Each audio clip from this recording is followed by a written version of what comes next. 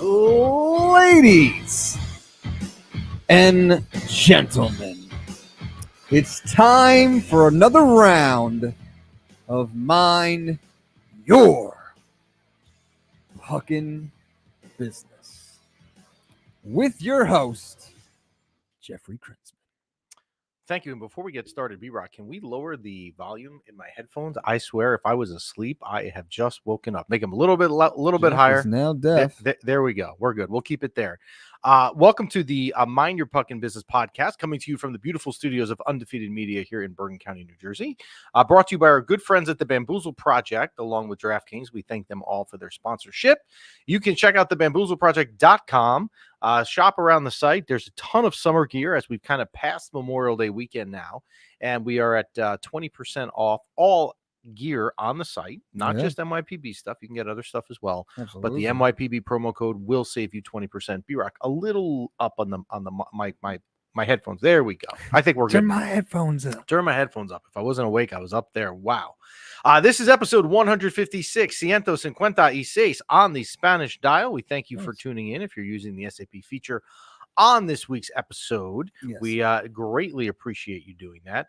We are live on Instagram as well as YouTube and Facebook, and you can stream the show at any time you would like. You can do so at Spotify or iTunes. You can check us out there. So pretty much everywhere and anywhere. If you want to get to us, you can, and the best way to get to us is on our Instagram page, which is at Mind Your Fucking Business. You can get to us there. All right. So we're taping this episode, and I was like, this is like really critical now to say when we tape these episodes, because like a day later or a day short, earlier, what you say is completely irrelevant in the playoffs. So we're taping this the morning after game 4 on May 29th. And there's a lot I want to say about last night. Some of it's not going to be pretty, but what I want to do is go back and we'll kind of go through this series and get up to speed with some feedback. I don't just want to cover game 4 last night. I want to cover the first 4 games. Game 1 on Wednesday night at the Garden. I will tell you, I made a very good decision, and it was the only positive thing that came out of that night. I was contemplating bringing my kids to game 1 at the Garden, thinking it would be cool to see an Eastern Conference final for them. It kind of coincidentally worked out with the schedule where it normally does not work out with our schedule.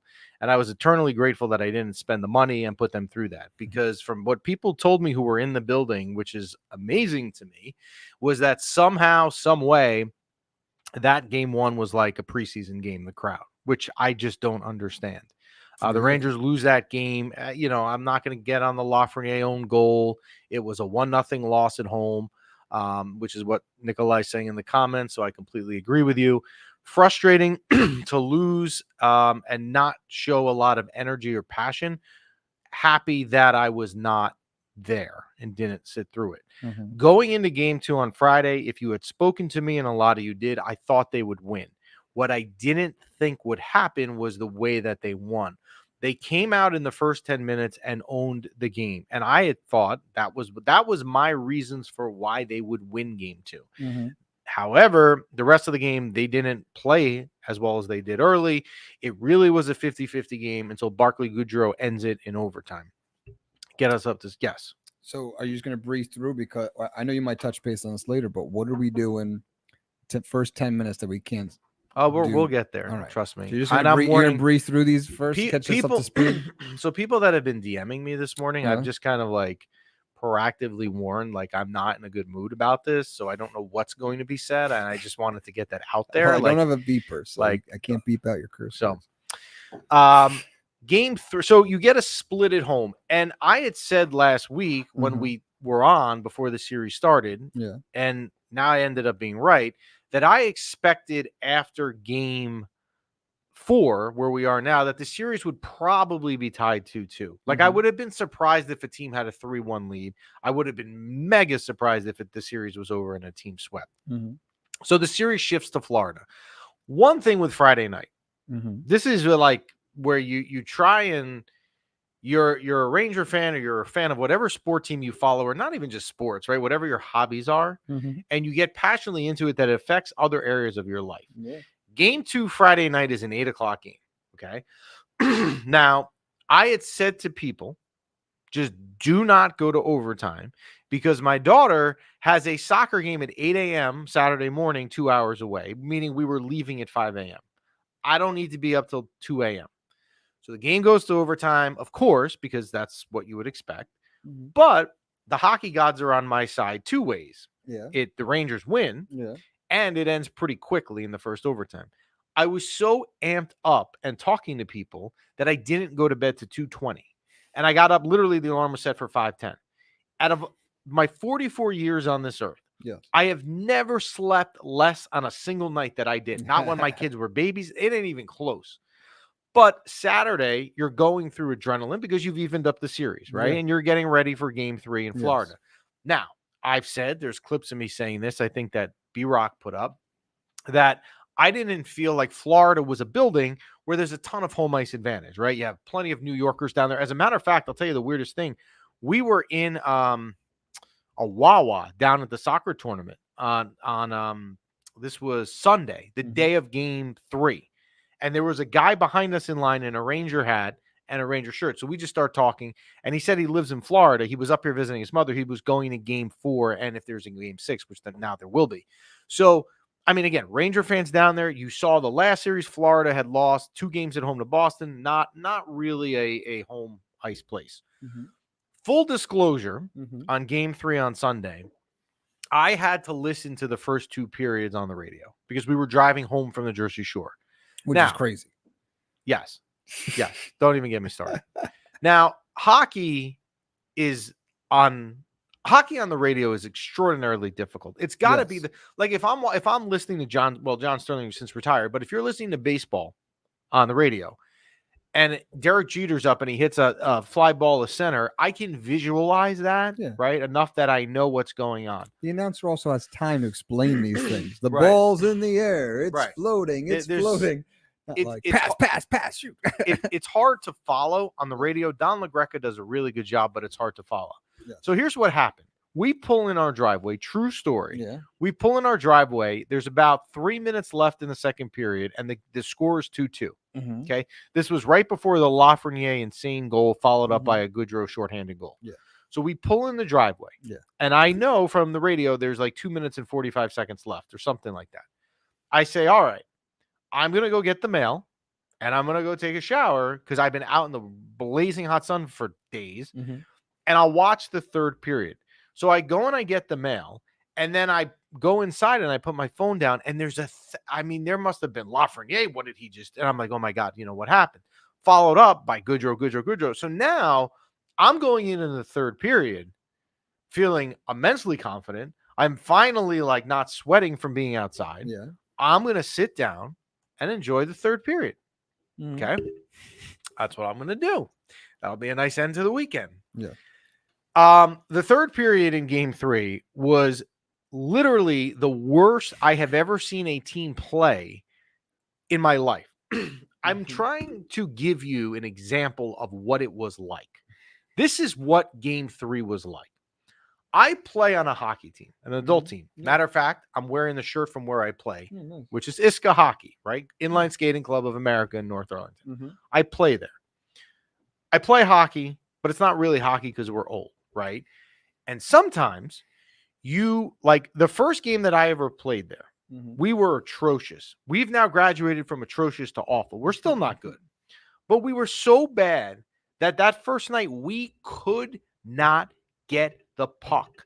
It was just like a talent mismatch. Like these guys have played together forever. We're a bunch of fat old men that have never played together and don't know what's going on. That's what the third period of game 3 was like. It was awful. Absolutely awful. I felt like I was watching my beer league team.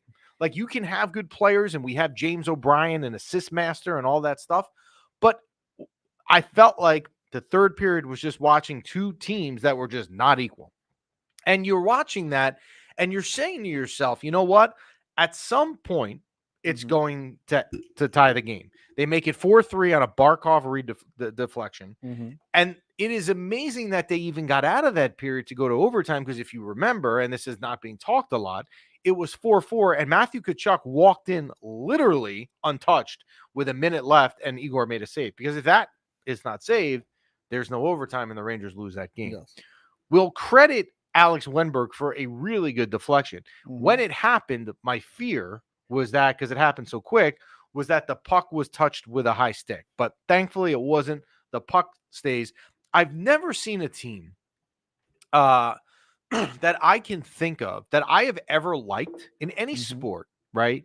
I mean, I'm a Knick fan, I'm a Yankee fan, but I've never. Hello, Antoinette, how are you? I've never I can't think of a team, of a single game that my team has won where I felt like I literally robbed the bank and I didn't deserve it than I did in Game 3. I mean, it was Florida as a whole. Before we go on in the series, the way that they pressure you, it seems like it just feels like at times that they have 10 people on the ice, especially in the Rangers defensive zone. Yes. They'll put the puck around the corner. Who gets the puck every time? A Florida guy.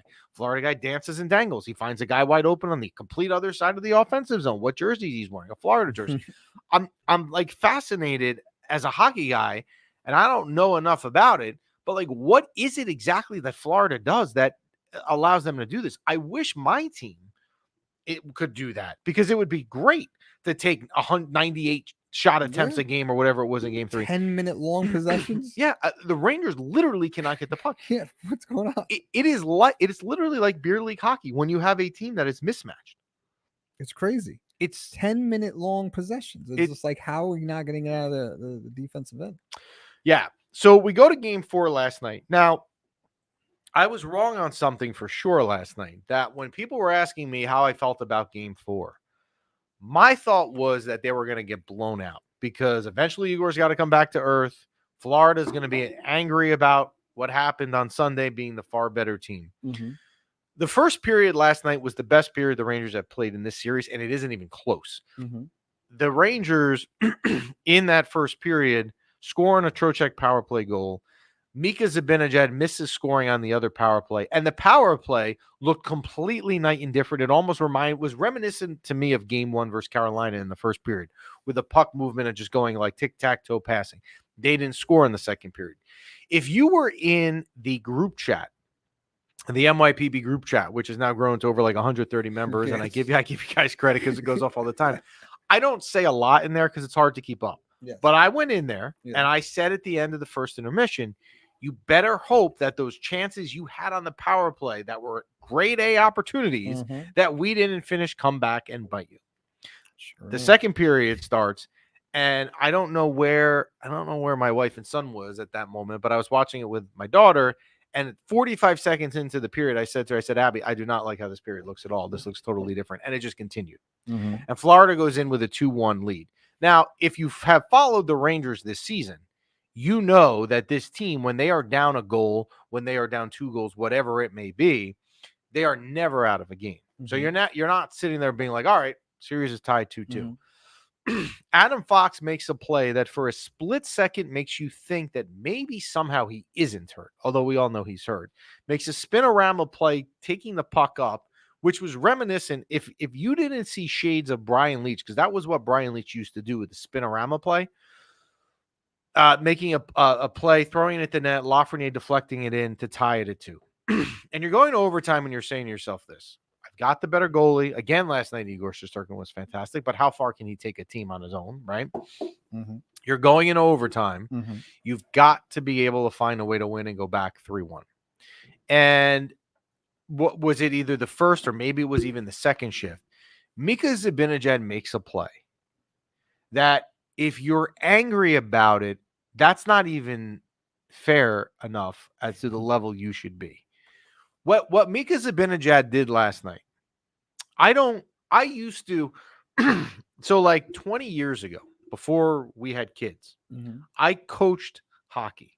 It's a great story. I'll tell it in the summer. I had no qualifications, and they handed me the high school job. Literally, I had no qualification. I responded to an ad in a community paper to help out, because I thought it would be cool, and I became a head coach, right? And these kids at age 14 never do what Mika Zibanejad did last night. And Mika Zibanejad takes a puck and literally throws it cross ice on the blue line, to send Barkov free.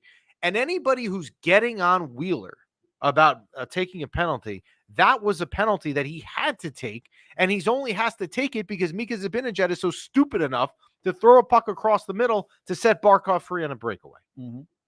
I'm lost. I'm lost. So, and there's some great comments on YouTube about me coaching with people that may have reffed my first coaching game. We will talk about that over the summer, and we'll bring him on, actually, because it is a wonderful story. But today's not the time or place for that. So Florida goes on the power play, and Florida, who had already scored 2 previous goals on the power play, one off. I don't know. You can't get on Barclay Goodrow because he's had an incredible series, but really a delay a game penalty right now, puck into the glass in these situations. Capitalizes on their 3rd power play goal and sends the series back to New York tomorrow, tied at 2. Now, again, I came on here last week and I said, look, we're going to be on next Wednesday, May 29th. If I had to guess, the series will be tied at 2. Let's fast forward. No, it's not. No. But you're annoyed at the fact that you had a chance last night. Multiple chances. To have me be wrong and be up 3-1. Yes. Which is what's frustrating. Now, the other thing is the Rangers going into last night were 4-0 in overtimes. Overtime hockey is basically 50-50, right? Any shot can go in. Mm-hmm. At best, maybe it's 45, 55, 60, 40. So your luck's going to run out. Like you're 4-0 in overtimes. Mm-hmm. Their puck lucks are bound to go the other way. But just don't be a stupid idiot, Mika, and throw the puck across the net. You're not helping your cause. Last night, so we're 4 games into this series. Last night, on the 2 Ranger goals, Artemi Panarin had 2 assists. Those are his first 2 points of this series. Okay? Chris Kreider, the Chris Kreider, who the 2 weeks ago, banner almost having Chris Kreider. The raft, yes. Chris Kreider, who 2 weeks ago did, and look, what he did in Carolina Game 6 will be talked about for a long time, and it should be. Mm-hmm. But people here are saying he's got a one-way ticket to the rafters. We have clips back in December of Chris Kreider being the greatest Ranger to ever put on the blue shirt sweater, has done nothing. Literally nothing. He had 3 goals in a matter of 5 minutes in Carolina, which was great. We are 4 games into this series. I'm not annoyed that he has 3 points, or maybe he's struggling with 2 points. He has 0 points. 0, 0, 0, 0. I don't see any shots going on net where he's in front of the cage. Like he's crease Kreider, right? He's supposed to be like on the crease, like deflecting. He had a chance on that power play that they missed last night on a deflection where he was wide open and missed. Yes. Mika Zibanejad, I can get on the pass from Mika Zibanejad all morning, and I will. Mika Zibanejad, your number 1 center, because, they still consider that the number 1 line, even though, the Trocheck, Lafreniere, Panarin line has been more productive, really, for the most part. Mm-hmm. Mika Zibanejad, 0 points in this series. 0 points. How is this even possible? Yeah. You're being carried right now by Alexis Lafreniere, which is a great story, right? Yeah. Because when the season ends, and let's hope it's 6 weeks from now, and we start doing off-season episodes, I will promise you one of the things we will talk about when we recap the year, and it'll probably be towards the top, if not the top, is the year Alexis Lafreniere has. He has carried the team. Barclay Goodrow, who has 4 goals in the entire regular season, has 5. He's been great. Mm-hmm. Where the flying you-know-what are the stars? Yeah. You cannot win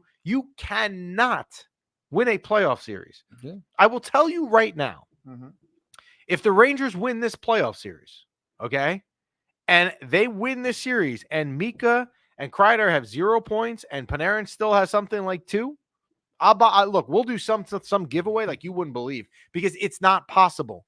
You need them to play. Maybe they are hurt, right? It's possible. Panarin, to me, has to be hurt, because I want to know. How do you whiff these passes? Hold on. Can I say something about Artemi Panarin? And I love Artemi Panarin. Yes. I just bought an Artemi Panarin jersey last week, which is probably kiss of death, right? That's usually my fault. But can I say something about Artemi Panarin here? Yes. And it pains me to say this because I love him. I really do. He might be my favorite Ranger. In the regular season, when we're all getting all up in arms, how is he not in the Hart discussion? Yada, yada, yada, and all that stuff, okay? He's not in the Hart discussion. He's that good.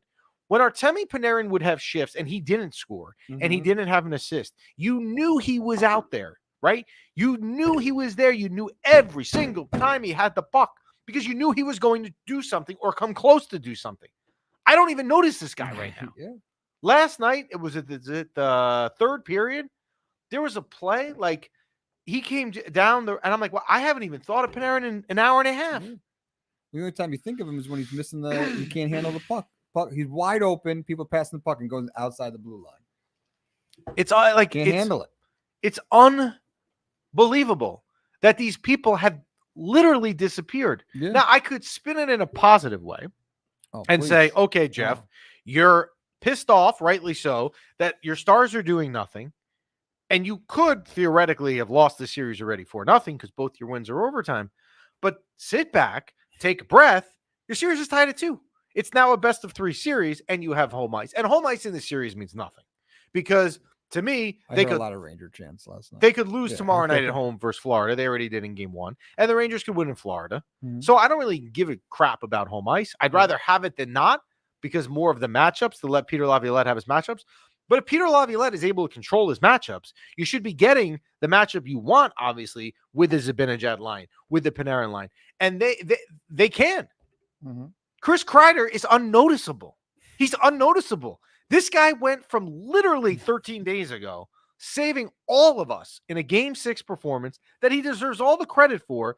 And then I've got to turn on post games and everyone's saying Chris Kreider is the greatest Ranger ever. He's clearly getting his jersey retired because of what he just did in the Carolina game. Well, at the retirement ceremony, should we mention that 2 weeks later he forgot that the series was going on and missed 7 games and didn't do anything? Yeah. Let's pull up Mike's comment, please. That Zibanejad and Panarin look like they're afraid to get hit. Mike on the right. Second one up. Nope. Second right. Yep. You got nope. Right there. Nope. Next one. Where the cursor is. There you go. Zibanejad and Panarin look like they're afraid to get hit. Panarin glides towards the puck in the ozone. Zibanejad's game-ending play was because he didn't dump it. He was afraid to take a hit and make a play. And you could be right. I mean, I think there's an area. Look. Panarin does not want to play physical. That is not his style. We all remember the Tom Wilson incident from a couple of years ago. I like Nikolai's. Zibanejad's -3. Zibanejad's a -3. +1. Yeah. I don't know, and I don't know what they need to do. The other thing I wanted to touch on was, and I should have said it before we went to when I did my game 2, was Kakko getting benched. Yeah. Kakko getting benched is a total indictment on the front office, right? Because this is not the first. I mean, if it happens once, it's amazing that your second overall draft pick is getting benched in an Eastern Conference final. But it happened 2 years ago in Game 6 in Tampa, and here it is happening again. And in reality, he's probably was only back in the lineup for Game 3 because VC got hurt. I don't know that he would have been back. And last night was not great either. I mean, we can sit here and we could complain that, there should have been a trip. I don't want to get into the officiating. It's not really what I do. It's not what I'm about. But, and another thing, maybe someone else can explain this to me. I get home last night and I'm watching the pregame show on MSG and they say that Hedl is not playing. So what is your first, thought? That Hedl's not playing? Yeah. Why? Why would Hedl not be playing? Because he's concussed. Thank you. Right? I'm thinking he's concussed. Great. Yeah. Here it is again. And if that's what he is, then don't put him out. We're not trying to end the guy's life, right? Yeah. And then the Rangers seem adamant to say, no, you know what? He feels perfectly fine. We're just managing his ice. We're managing his ice minutes. We're managing his ice minutes in Eastern Conference Finals Game 4. Yeah. I understand that in the preseason, right? Because the Stars maybe play 2 of 6 games. Yeah. And I can understand it when you're healthy scratched for a night off in a regular season. But Hedl was okay in Game 3. He wasn't great in Game 2. But Game 1. He was fine in Game 3. So now we're going to manage. This is the time we're going to, you know what? You've played a lot, buddy. Go get your Gatorade and your apple slices. We'll give it a shot on Thursday in New York in Game 5. So, and some of these comments on YouTube right now about Barkov. Barkov, look, he wins the Selke Trophy a ton. Barkov is great. Barkov is the type of player that this franchise has lacked. right? Mika Zibanejad, if you are putting Mika Zibanejad in the same sentence or even same stratosphere for that matter as Alexander Barkov, you're wrong. And Vinny just put it up. Barkov's two-way game is significantly stronger than Mika, and it shows. Second from the bottom comment on our screen. And we could put that up. And it's completely true. I mean, you're looking, if you're going to compare Barkov's play in this series to Mika, it ain't even close. I mean, it really is. The Rangers have trouble getting the puck off Barkov's stick, which is another problem.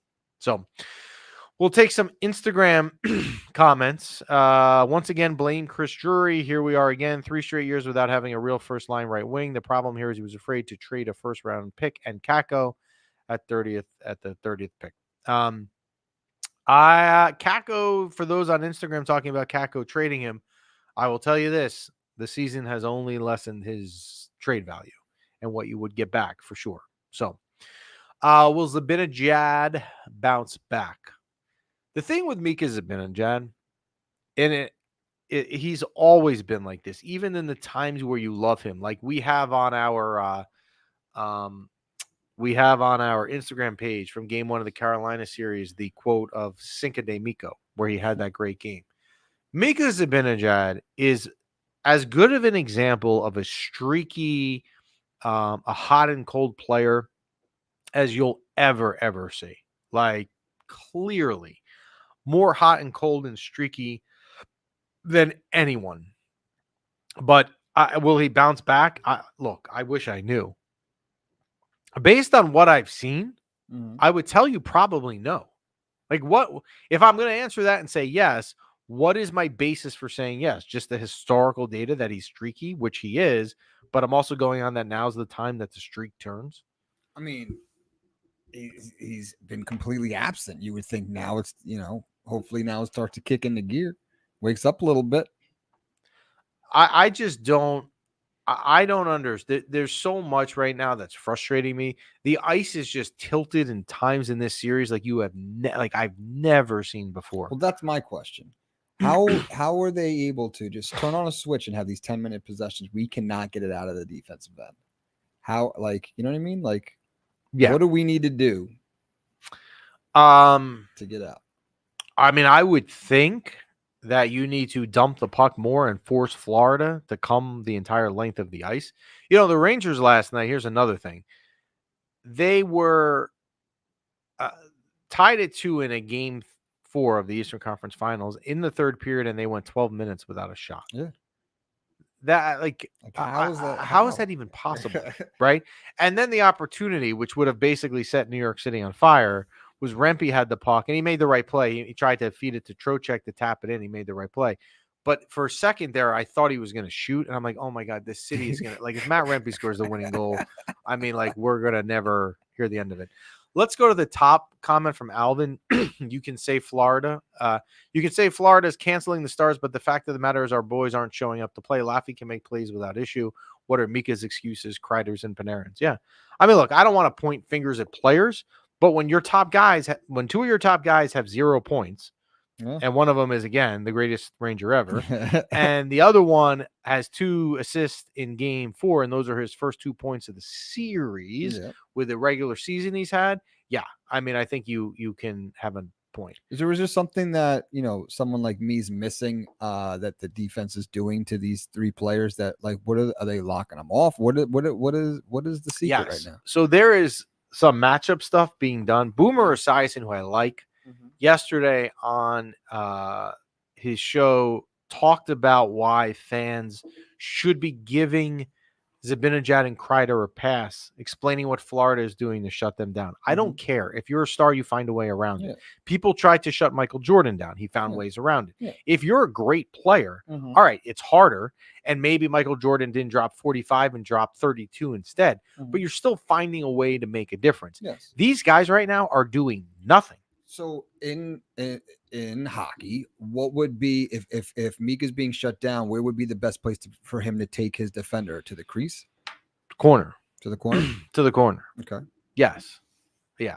I just And just Kate writing Wenberg is invisible. She's right. Now, I mean, the counter argument is he scored the game-winning goal in overtime, but other than that, yeah, I would agree. Mm-hmm. So let's take some positivity. We'll pull up Randy's comment to show some positivity. We are 2-2 going into home for Game 5. Our top players are completely gone. The fact that they have 2 wins and tied is a blessing. As you said, yes, if our stars don't show up, we are done. Yeah. I mean, look, if they don't show up in Game 5, 6, or 7, if the series goes that far, it's not. They're not going to win the series. And I don't want to get into, because this is not the time, and I'd have to actually think about this way more to even give you guys a thought on this. Mm-hmm. I don't know what you do in the offseason with some of this stuff. I really don't. Like, I know people are writing in today, trade this one, get rid of that one. I'm not saying you're right or wrong. I'm just saying I haven't even thought about it, and I don't want to. But I've got a feeling with the way that this series seems to be going, there's a chance I might be thinking about that sooner than later. But I would like to be wrong. We'll take some Instagram comments. Roslovic seems to be allergic to the puck. Every position he either fans on the shot or gets stripped of the puck. Yeah. Roslovic has one good shift every 8 shifts. He'll have one shift. He had one last night in the first period that was really good. And then he just doesn't show up. Give Brodzinski the chance instead of Roslovic. I mean, look, if you want to make that argument, I think you would have a point. I don't know that I would necessarily do that, but I certainly think you do have a reason to say that. Goodbye, Crapo, not Caco. Nice playing words there, Crapo. Yeah, I don't know what you're going to do with Capo Caco when this ends, regardless of how it ends, unless something out of this the magic performance shows up. Mm-hmm. Antoinette, our stars are duds during the playoffs. They can't win playing this way. Florida is such a powerhouse, and the Rangers need to find a way to win. Florida. So I kind of said this before. I said this to B-Rock before we were live. I think I said this to B-Rock. B-Rock can correct me or not, or maybe I said it to someone else this morning. I don't like. I always respect opponents. Now there'll be some. This is what I said to B-Rock. I like when you play the Devils. I hate the Devils, right? Mm-hmm. I literally can't stand them.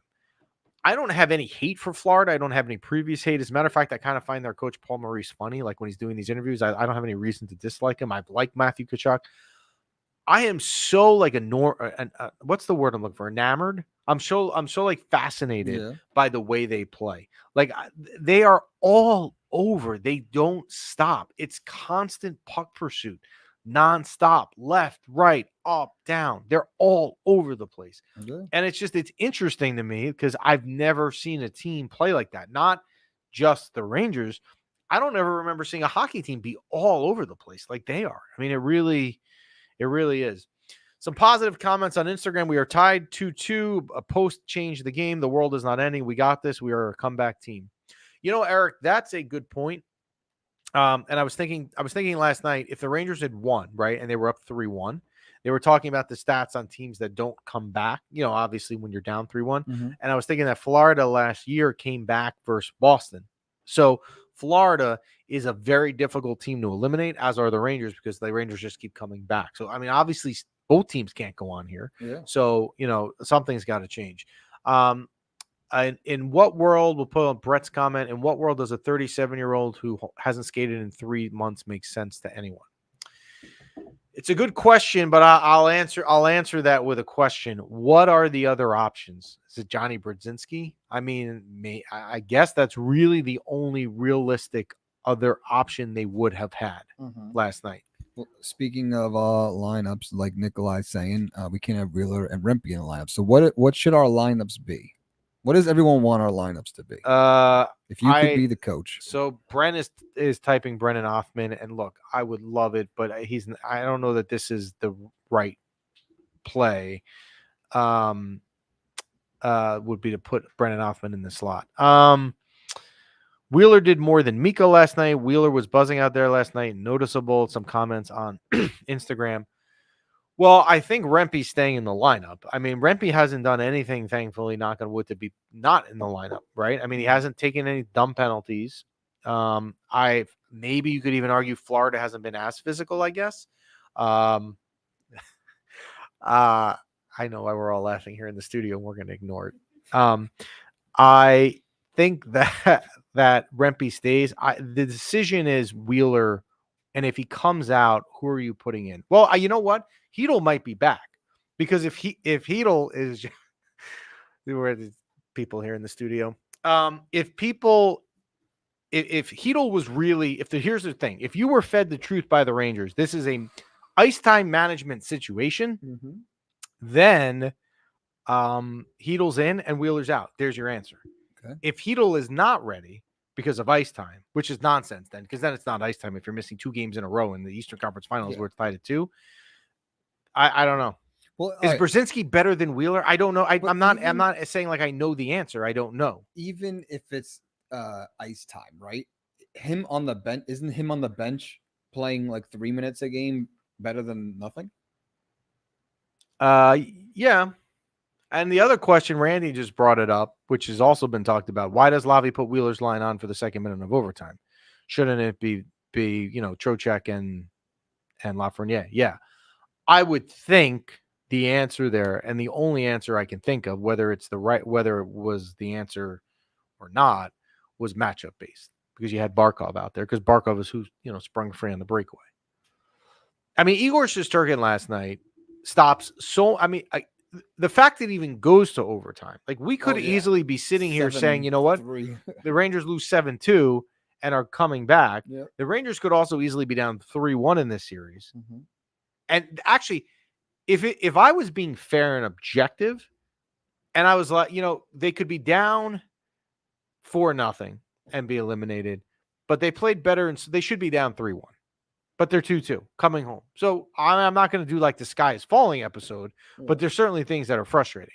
Because Florida just is relentless. They are all over you. Yes. And as Vinny's saying, he's absolutely right. They could have been swept already.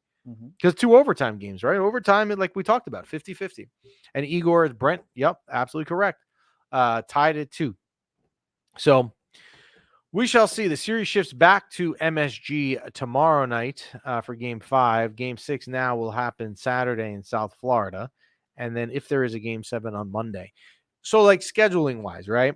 Yes. If you tomorrow night, and I looked at the line is a slight favorite for Florida tomorrow night, but like super slight. So it's really like a pick 'em. Okay. Let's say you lose tomorrow, Game 5.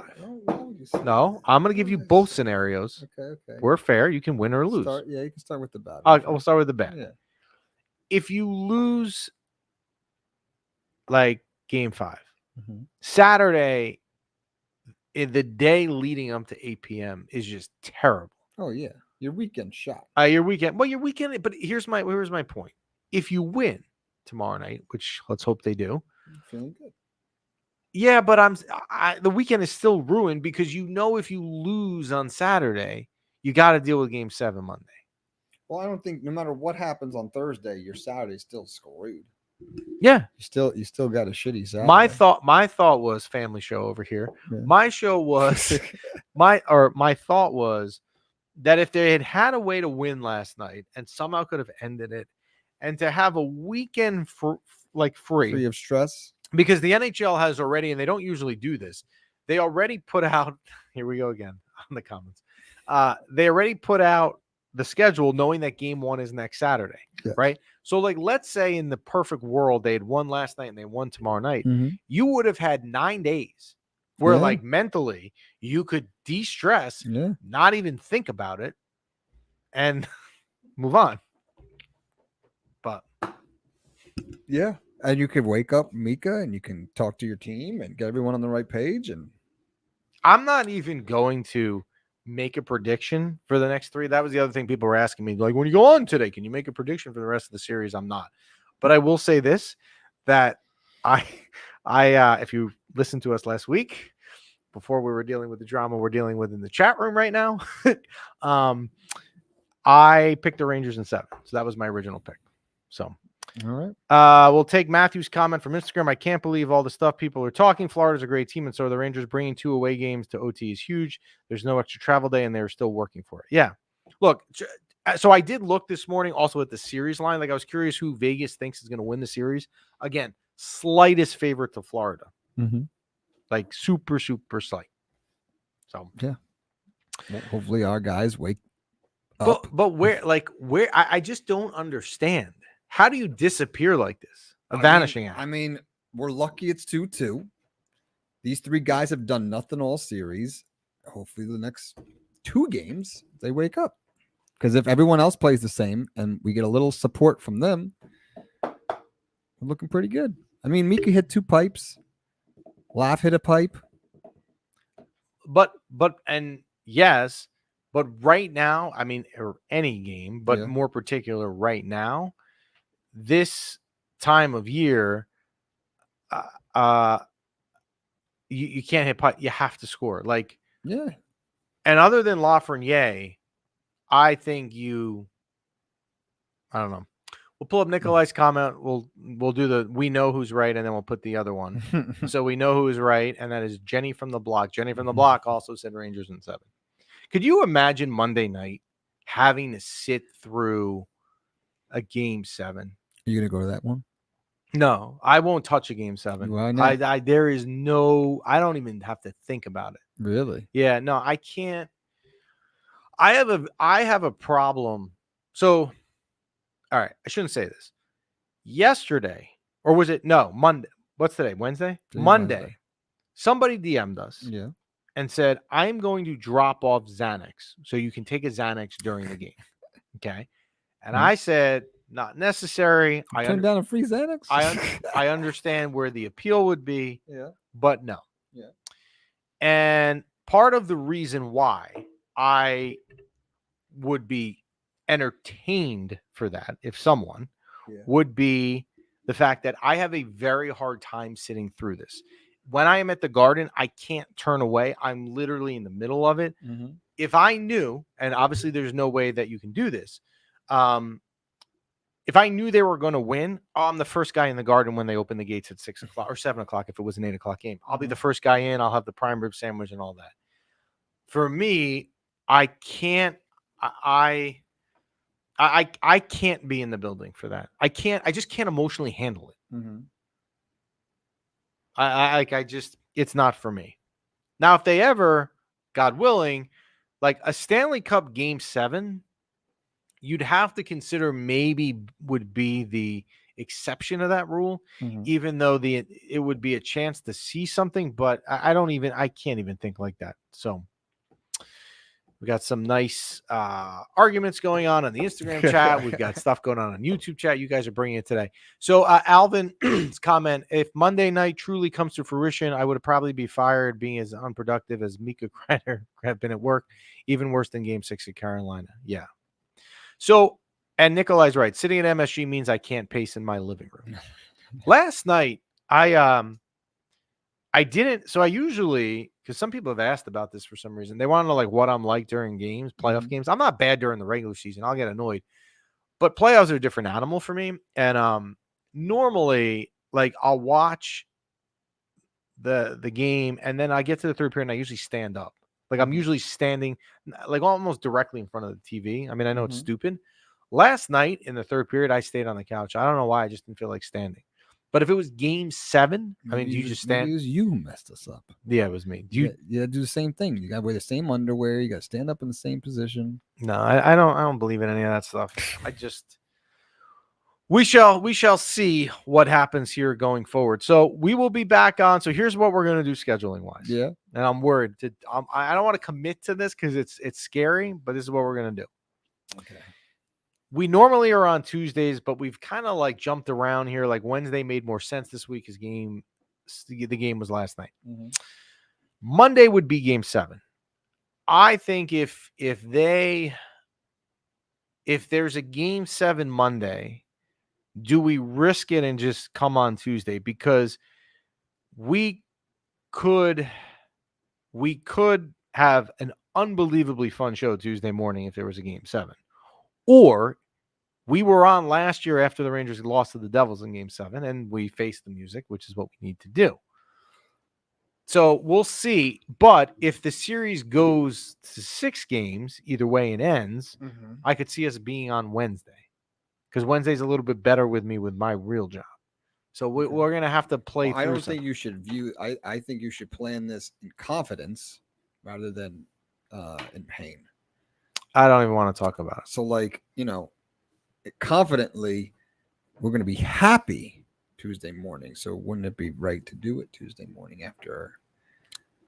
Yeah, but plan for greatness. Let's plan for Tuesday, and we will revisit. We'll post over the weekend once we have a better idea of where the series is. Don't you agree? We should plan for the positive. Yeah. In mind. But this not is what could happen. But this is the New York Rangers, so there's not really you don't usually plan for positives with this franchise. Yes, Nikolai, I know you like Wednesday. We shall see. Antoinette, yes, I did. So I did post. My daughter took a video of me.